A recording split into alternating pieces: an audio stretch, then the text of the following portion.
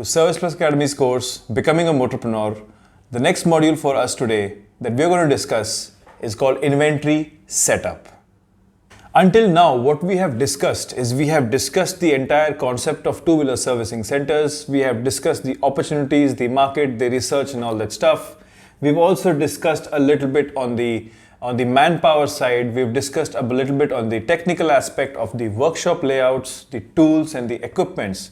And the next most important thing that we have to discuss now is that once your workshop is set up and operational, once you have your tools and equipments in place, once you have your manpower with you and you're ready to go into business, the one thing that you're missing on right now is an effective inventory management system, or what we say an inventory setup.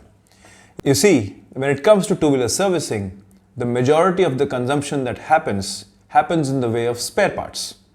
And until now you must be thinking, okay, we really haven't discussed anything about spare parts. And what do we do about it, and how do we manage all of that stuff, right? So this module here is only going to talk about those things, and I'm going to help you clarify all your doubts when it comes to inventory management and how do you do it and what do you do, where do you get your stuff and how does it work. Now you can do this as a task. You can walk into any authorized dealership, whether it is a Bajaj or a Royal Enfield or a Hero, and you can just walk into the spares counter of that dealership. And while you're at the counter, if you manage to take a glance the inside of the spares counter, you will find multiple rows and rows and rows and rows of racks and storage racks that are filled with spare parts of every type and size inside the workshop, inside the store, right? You might be surprised to know that at any point of time, a dealership holds anywhere between 25 to 30 lakh rupees worth of spare parts in stock with them in the service center. And that's when the dealership is probably dealing with only one manufacturer, whether it is a Bajaj dealership or a Honda dealership or a Hero dealership. And now we are looking at setting up a multi-brand service center where we are looking to work on maybe about 8 to 9 major brands of motorcycles. So by basic calculation, do you think we are going to invest 30 lakhs multiplied by say 8 brands? That's around 2.4 crores worth of inventory to be able to run a workshop? Obviously not. Why? Because we have a very simplified, effective and a lean mechanism figured out for you to be able to operate a multi-brand service center with the least amount of inventory to start with, and a process that helps you work your way up over a span of time to be able to stock the right kind of parts, the fast moving parts, the ones which will give you the best margins into your workshop, and at the same time help you set up and establish an entire supply chain system wherein you will be able to procure spare parts for your requirement on demand locally within your area or from external vendors at a very short notice without keeping a stock of a single item. Now this is something that I have learned over these years, and I have learned it the hard way. And in today's module, we are going to first figure out as to what I did and where it all went wrong, and then what we were able to learn from that and figure out a way which now works for all of our outlets across India.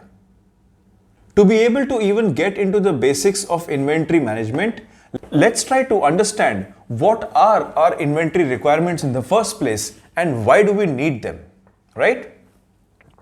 So firstly, we need to understand something about categorization. You see, when it comes to two-wheeler service centers and when it comes to spare parts of all these bikes, on an average, roughly speaking, one motorcycle, let's pick up any bike you can think of, on an average is basically a combination of thousands of spare parts of various sizes and shapes put together to create a running motorcycle.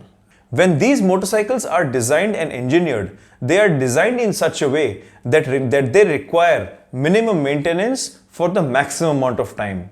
But definitely there is a time where no matter what part it is, it comes to the end of its life cycle and does require some kind of replacement or some kind of repair work that needs to be done on it, right?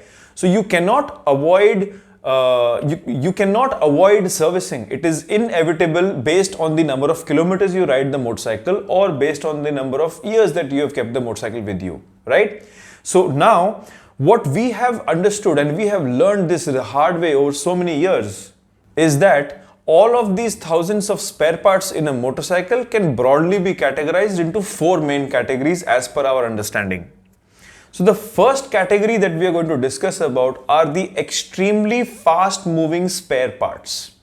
These extremely fast moving spare parts are those spare parts which have a product lifespan of anywhere between the range of 5,000 to 15,000 kilometers, which means that these spare parts need to be replaced during these 5 to 15,000 kilometer intervals, which means that these spare parts are probably going to be used in almost every job card that you are going to be creating in your workshop, right?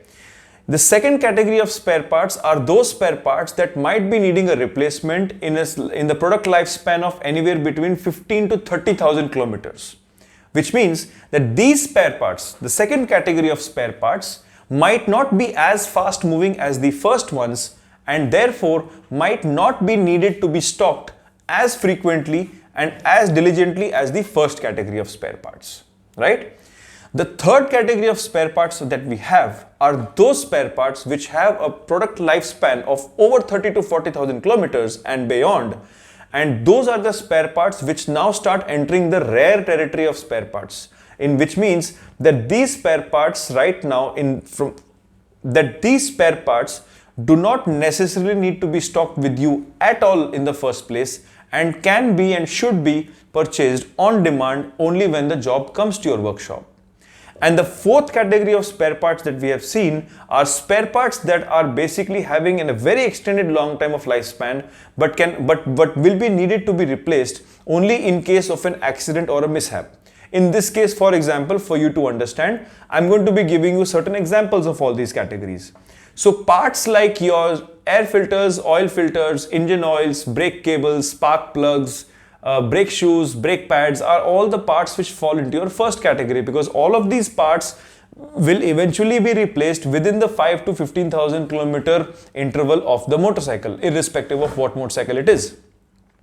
The second category of spare parts which last you anywhere between the range of 15 to 30,000 kilometers are those spare parts such as your clutch assemblies, your chain sprockets, your wheel bearings, your fork seals, your fork coils. These are the spare parts which also will be used in your workshop but not as frequently as the first category of spare parts.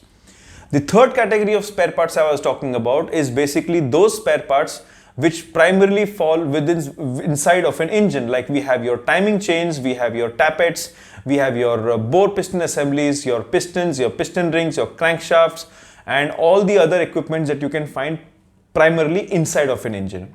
And the fourth category of spare parts which basically need to have a replacement only in case of a damage or an accident are things like your alloy wheels, your body panels, your headlight assemblies, tail light assemblies, side